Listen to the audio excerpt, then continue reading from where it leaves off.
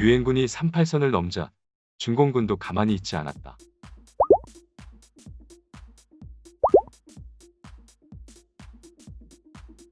중국 공산군은 미국처럼 핵무기나 성능 좋은 탱크, 비행기도 없었다. 유일한 강점은 많은 인구수와 많은 병력이었다.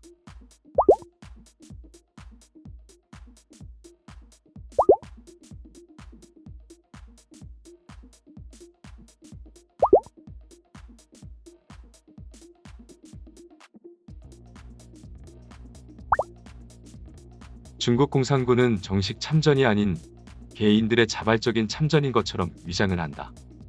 복장도 북한인민군과 비슷한 복장으로 참전한다. 보급품도 따로 지급되지 않고 현장에서 조달해서 사용해야 했다. 당시 바다와 하늘은 미군이 장악하고 있었고 압록강 다리들도 폭격으로 모두 부서진 상태였다. 바다와 하늘로는 이동이 불가능했다.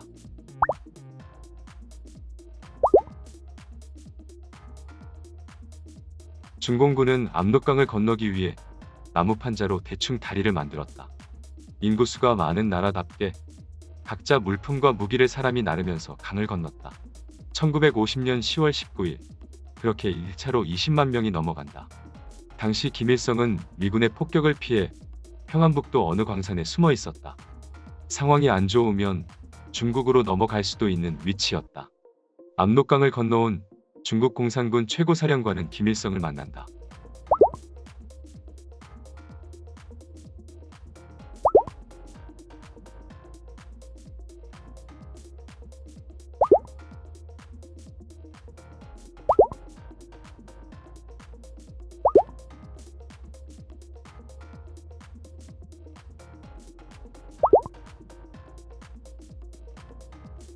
김일성도 전쟁 상황이 안 좋아지자 남한의 이승만 대통령처럼 북한군의 권한을 중국 공산당에게 모두 넘겨버린다. 중공군 참전으로 6.25 전쟁은 남북한은 빠지고 미국과 중국 공산당이 싸우는 대리전이 되어 가고 있었다. 1950년 10월 26일 북군은 전쟁 발발 후 처음으로 중국 국경과 맞닿은 북쪽 끝 초산을 점령한다.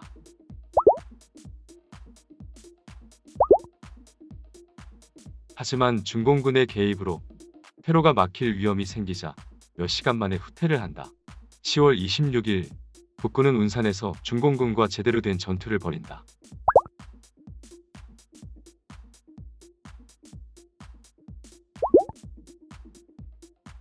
그러나 미군도 곧 운산에서 중공군과 전투를 벌인다.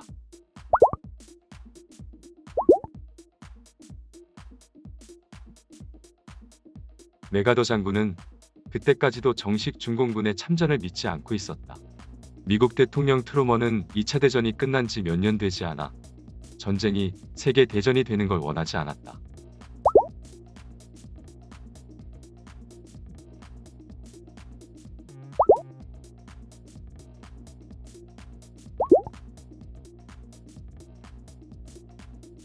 중국과 소련의 감정을 건드리지 않고 전쟁을 마무리하기를 바랬다.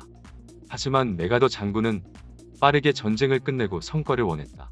당시 메가더 장군의 위치는 대통령 후보로 거론될 정도의 위치여서 반대하거나 거부할 만한 사람이 없었다. 중공군은 낮에는 산에 숨어서 대기, 밤에는 기습 공격을 하는 방식으로 운산을 포위하면서 들어왔다.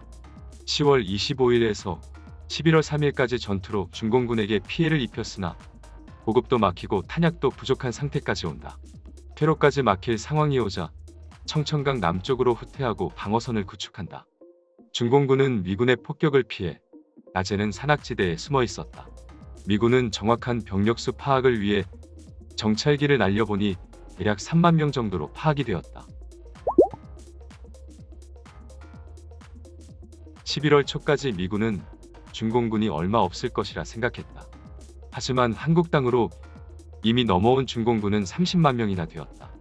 북쪽은 산악지대가 많고 특히 개마고원은 700에서 2000m의 고지대의 산맥으로 둘러싸인 지역이었다. 유엔군은 지형이 낮고 도로가 있던 해안지대를 따라 점령하면서 올라갔다. 중공군이 몰려있는 서쪽보다 동쪽을 빠르게 점령을 한다. 아직 중공군의 영향이 미치지 않은 동쪽 지역은 빠르게 점령되었다. 11월 24일 메가더 장군은 한 달 뒤 크리스마스 전까지는 전쟁을 끝내자는 지시를 내린다. 하지만 메가더 장군 의지대로 한 달 만에 끝내기에는 문제점이 있었다. 산악 지역에 숨어있는 중공군의 전투 방식과 30만 명의 병력을 알지 못했다. 그리고 전투 지역이 넓어지고 병력이 분산되면서 어디에 어떻게 병력을 배치해야 할지 정리가 되지 않았다. 특히 고지대인 개마고원 지역은 높은 산들로 이루어진 지역이라 연락도 어렵고 상황에 따른 대처도 힘든 지역이었다. 그리고 가장 큰 문제는 겨울이 온다는 것이었다. 개마고원은 고지대여서 겨울 평균 기온이 영하 20도 이하인 지역이었다. 때에 따라 영하 40도까지도 기온이 내려가고 북극에서 내려오는 칼바람까지 더하면 체감 기온은 더 심했다.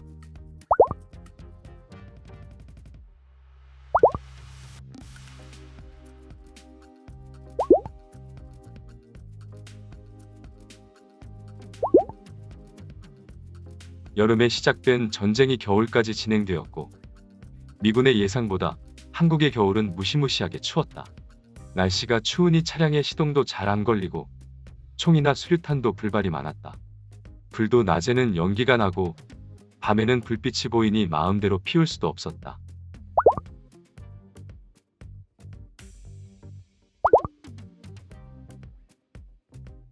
그렇다고 중공군의 상황이 좋은 것도 아니었다. 참전할 때부터 중공군도 추위를 예상하고 온 것이 아니었다.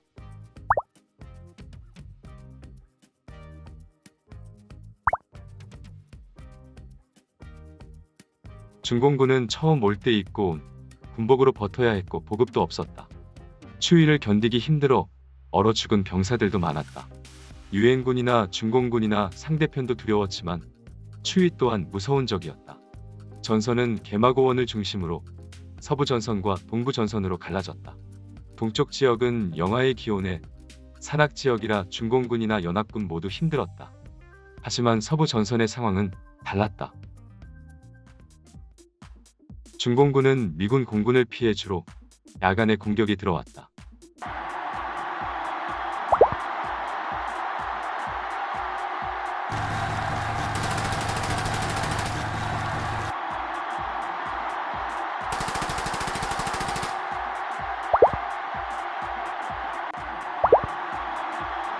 중공군은 야간 공격으로 꽹과리와 나팔을 불며 병력이 많아 보이게 하였다.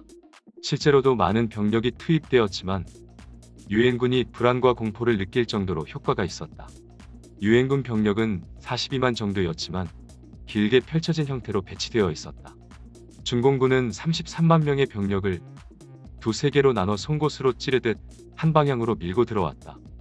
그래서 막아도 밀려 내려오는 중공군을 막을 수가 없었다.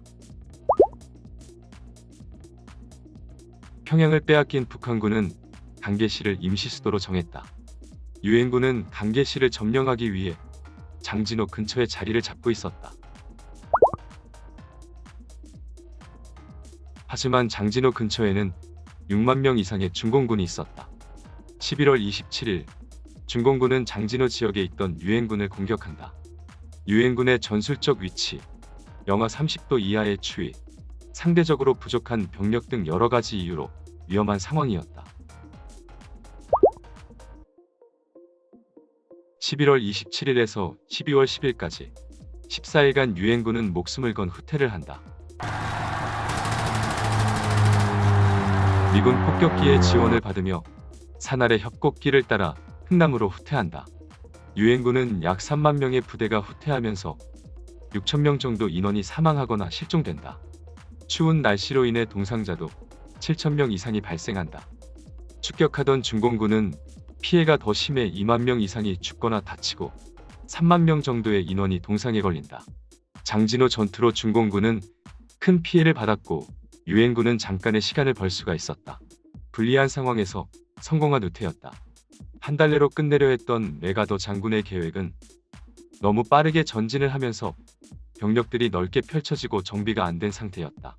정비가 안 된 상태에서 많은 수의 중공군 공격은 전선을 밀리게 했고 특히 원산을 빼앗기면서 보급로가 끊어진다.